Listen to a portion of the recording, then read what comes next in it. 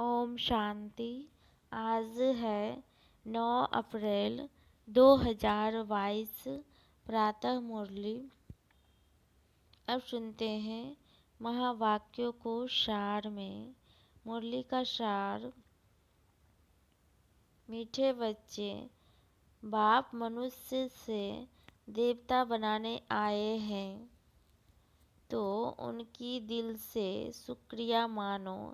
श्रीमत पर चलते रहो, एक से सच्ची प्रीत रखो। आज का प्रश्न है, जिन बच्चों की बाप से प्रीत है उनकी निशानियाँ क्या होगी? उत्तर है, बाप से सच्ची प्रीत है तो एक उन्हें ही याद करेंगे, उनकी ही मत पर चलेंगे।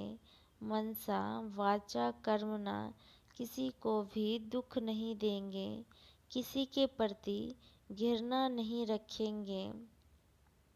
अपना सच्चा सच्चा पोता मेल बाप को देंगे, कुसंग से अपनी संभाल करेंगे। आज का गीत है, धीरज धर मनुआ, तेरे सुख के दिन आए कि आए। अब सुनते हैं धारणा के लिए मुख्य सार। पहली पॉइंट है, हर एक पाठधारी के पाठ को देखते हुए किसी से भी घृणा नहीं करना है। मनसा वाचा कर्मणा किसी को भी दुख नहीं देना है। दूसरी पॉइंट है, बाप को अपना पूरा पोता मेल देना है। विनाश काले पूरा प्रीत बुद्धि बनना है। श्रीमत पर अपनी चलन श्रेष्ठ बनानी है, कुसंग से संभाल करनी है। आज का वरदान है, सूक्ष्म पापों से मुक्त बन, संपूर्ण स्थिति को प्राप्त करने वाले सिद्धि स्वरूप भव।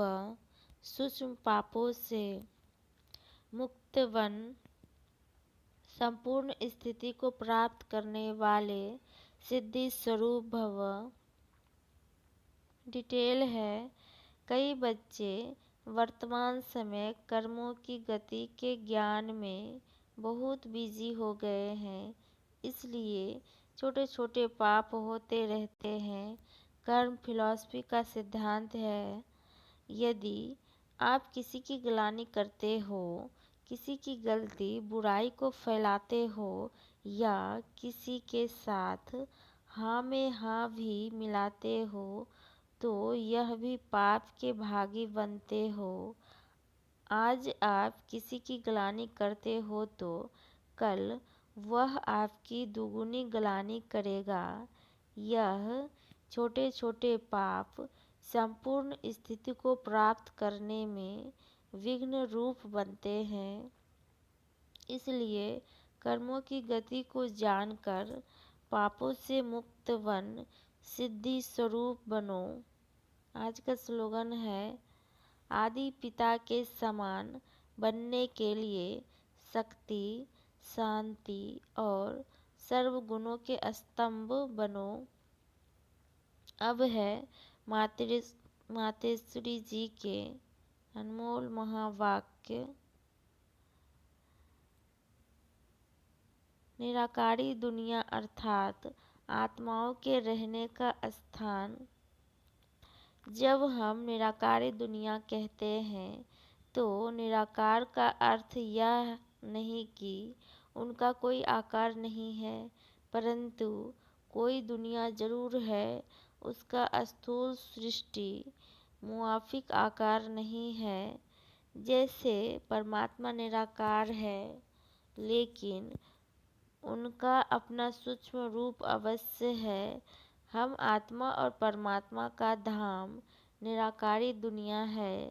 तो जब हम दुनिया अक्षर कहते हैं तो इससे सिद्ध है वो दुनिया है और वहाँ कोई रहता है, तभी तो दुनिया नाम पड़ा है। अब दुनियावी लोग तो समझते हैं परमात्मा का रूप भी अखंड ज्योति तत्व है, लेकिन वह तो परमात्मा के रहने का ठिकाना है। जिसको रिटायर्ड होम कहते हैं, तो हम परमात्मा के घर को परमात्मा नहीं कह सकते हैं।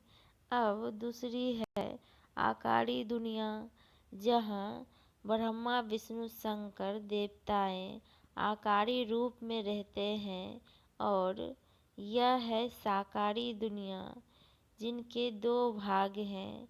एक है निर्विकारी स्वर्ग की दुनिया, जहाँ आधा कल्प सदा पवित्रता, सुख और शांति है।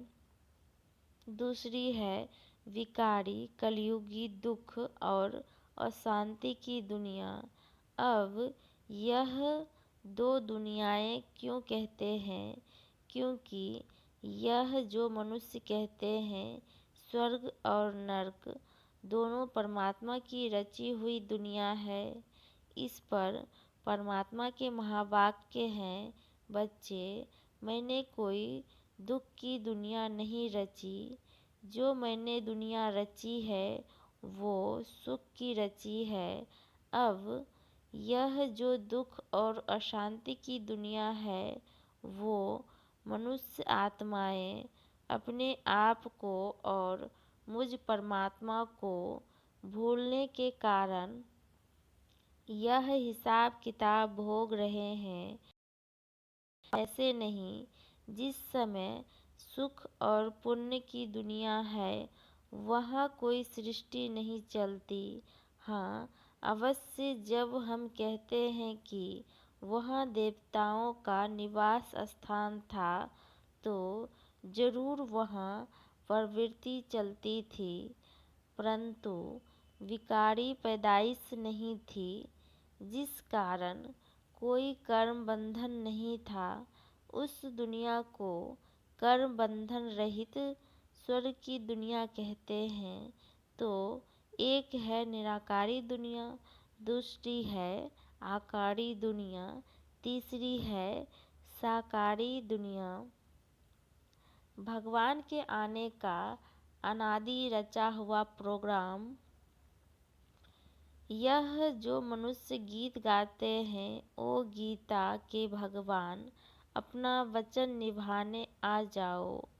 अब वो स्वयं गीता का भगवान अपना कल्प पहले वाला वचन पालन करने के लिए आए हैं और कहते हैं, हे बच्चे, जब भारत पर अति धर्म ग्लानि होती है तब मैं इसी समय अपना अंजाम पालन करने, वादा निभाने के लिए अवश्य आता हूँ। अब मेरे आने का यह मतलब नहीं कि मैं कोई युगे युगे आता हूँ। सभी युगों में तो कोई धर्म ग्लानि नहीं होती। धर्म ग्लानि होती ही है कलयुग में। तो मानो परमात्मा कलयुग के समय आता है और कलयुग फिर कल्प कल्प आता है, तो जरूर वह कल्प कल्प आता है। कल्प में फिर 4 युग हैं, उसको ही कल्प कहते हैं। आधा कल्प सतयुग, त्रेता में सतोगुण सतो प्रधान है। वहाँ परमात्मा के आने की कोई ज़रूरत नहीं। और द्वापर युग से तो फिर दूसरे धर्मों की शुरुआत है। उस समय भी अति धर्म ग्लानि नहीं है। इससे सिद्ध है कि परमात्मा तीनों युगों में तो आता ही नहीं है। बाकी रहा कलयुग, उसके अंत में अति धर्म ग्लानि होती है। उसी समय परमात्मा आए अधर्म विनाश कर सत्य धर्म की स्थापना करते हैं। अगर द्वापर में आया हुआ होता तो फिर द्वापर के बाद सतयुग होना चाहिए, फिर कलयुग क्यों? ऐसे तो नहीं कहेंगे। परमात्मा ने घोर कलयुग की स्थापना की। अब यह तो बात नहीं हो सकती। इसलिए परमात्मा कहते हैं, मैं एक हूँ और एक ही बार आए अधर्म का विनाश कर, कलयुग का विनाश कर सतयुग की स्थापना करता हूँ, तो मेरे आने का समय संगम युग है। अच्छा, ओम शांति, ओम शांति, ओम शांति।